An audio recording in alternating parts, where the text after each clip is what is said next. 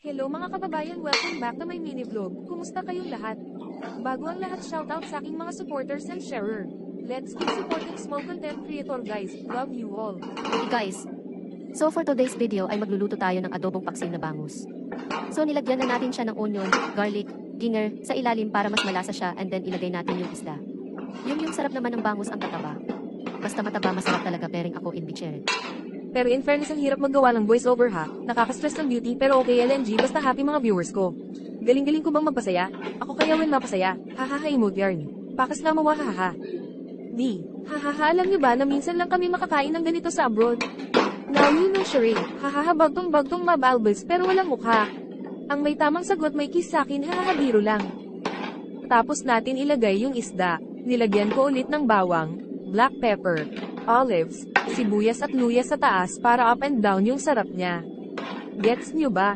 Kasi ako hindi. Hahaha, dito sa abroad kailangan madiskarte ka para makakain ka. Dito bawal ang mahina ang loob. Kasi di lahat ng amo mababait ang design ng iba madumaw sa pagkain kaya sa mga magbalak mag-abroad dyan dapat matulog ang loob mo.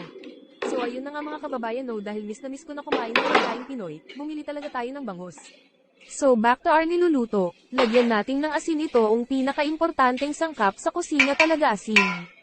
Dahil pag wala ito di ko kayang wala, ako na lang kasi charot lang hahaha. White vinegar para pampaasim, hi ex ikaw ba itong maasim? Hahaha charot lang. Asim kilig hahaha. Ayan tingnan mo ex, ang sinayang mo noon, nagluluto na ngayon hahaha. Pero alam nyo ba mga kababayan na di nyo alam ang alam ko?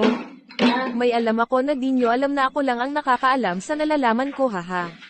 Nabaliw na hahaha. At ito na haha. At ito na nga lagyan natin ng kaunting soy sauce. Nilalagay pala to sa niluluto akala ko inuugali hahaha tuyuin yarn. Hahaha pero share ko lang alam nyo bang nasa single mom ang true love. Now you know haha.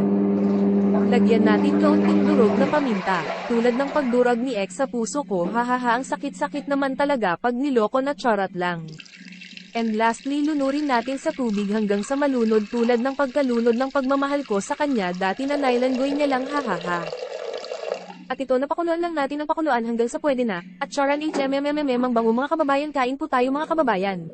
Kumain na ba kayo? Tara kain. Thank you for watching bye bye.